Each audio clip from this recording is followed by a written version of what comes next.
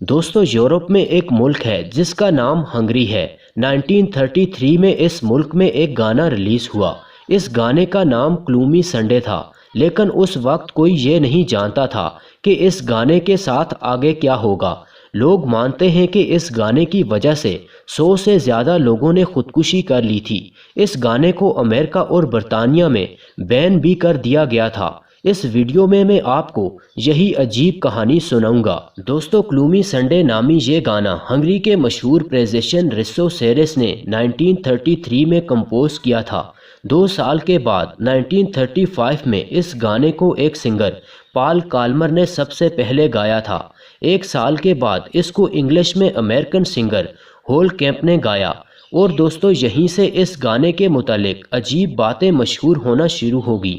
दरअसल इस गाने के लिरिक्स बहुत ही डार्क थे। इस गाने के अल्फाज बेहद दुखी और डिप्रेसिंग थे। इसका म्यूज़िक भी इंतहाई डार्क था। ये गाना देखते ही देखते पूरी दुनिया में मशहूर हो गया और फिर इसके मुतालिक अजीब किस्म की खबरें सामने आने लगीं। मीडिया में रिपोर्ट होने लगा कि कैसे लोग इस गाने को सुनकर खुदकुशी कर रहे हैं। पहला वाक़या एक जूता बनाने वाली दुकान के मालिक के साथ पेश आया, जब इसने खुदकुशी करके एक नोट में इस गाने के अल्फाज लिख दिए थे। यूरोप के मुल्क ऑस्ट्रिया में एक लड़की ने पानी में छलांग लगाकर खुदकुशी कर ली। उस वक्त इसने इसी गाने के लिरिक्स कागज़ पर लिखकर पकड़े हुए थे। एक आदमी ने खुद को गोली मार ली थी। इसने लिखा था कि इसके दिमाग से इस गाने के लिरिक्स नहीं जा रहे। दोस्तों, जर्मनी में भी एक आदमी ने खुदकुशी की और इसके कमरे में भी उस वक्त ये गाना चल रहा था। ऐसे बेशुमार वाक़यात उस वक्त सामने आ गए। इन वाक़यात का ताल्लुक अमेरिका और यूरोप से था। मीडिया में मशहूर हो गया कि इस गाने को सुनकर 100 लोगों ने खुदकुशी की है।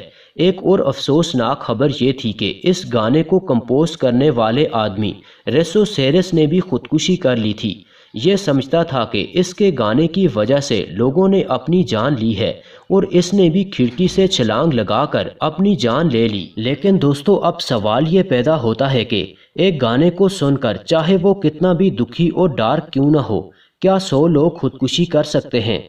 अब बात करते हैं इस कहानी की असल हकीकत की। दोस्तों, दरअसल ये ग्रेट डिप्रेशन का दौर था। ग्रेट डिप्रेशन 1929 से 1933 तक के दौर को कहा जाता है।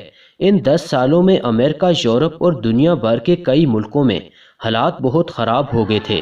ये दौर तब शुरू हुआ जब 1929 में अमेरिका में स्टॉक मार्केट क्रैश कर गई। एक अंदाजे के मुताबिक सिर्फ अमेरिका में अगले कुछ सालों में 1.5 करोड़ लोग बेरोज़गार हो गए। बड़ी बड़ी कंपनीज का प्रॉफिट 90% तक गिर चुका था। ये तबाही अमेरिका से यूरोप तक फैल गई और यूरोप के बड़े बड़े बैंक दिवालिया हो गए। दोस्तों, दुनिया भर के कई मुल्कों का GDP नीचे गिर गया था। इनमें अमीर और गरीब मुल्क दोनों शामिल थे। दुनिया भर में तिजारत भी 50% तक नीचे गिर चुकी थी। कई मुल्कों में तो 33% तक बेरोजगारी हो चुकी थी। लोग इस दौर में बहुत परेशान थे। लोग डिप्रेशन में जा चुके थे। जिन लोगों के पास नौकरियां थीं, उनकी तनख्वाह भी न होने के बराबर थी। लोगों के लिए अपना खर्चा उठाना बहुत मुश्किल हो गया था। अब ग्लूमी संडे नामी ये गाना भी इसी दौर में रिलीज़ हुआ था और इसको सुनकर जिन लोगों ने खुदकुशी की, वो दरअसल उस दौर की मुश्किलात का शिकार थे। इस गाने के लिरिक्स और म्यूज़िक इतने ज़्यादा डार्क थे कि खुदकुशी करने वाले लोग इस गाने को सुनते हुए अपनी जान लेते थे और बाद में ये मशहूर हो गया कि ये गाना ही मनहूस है।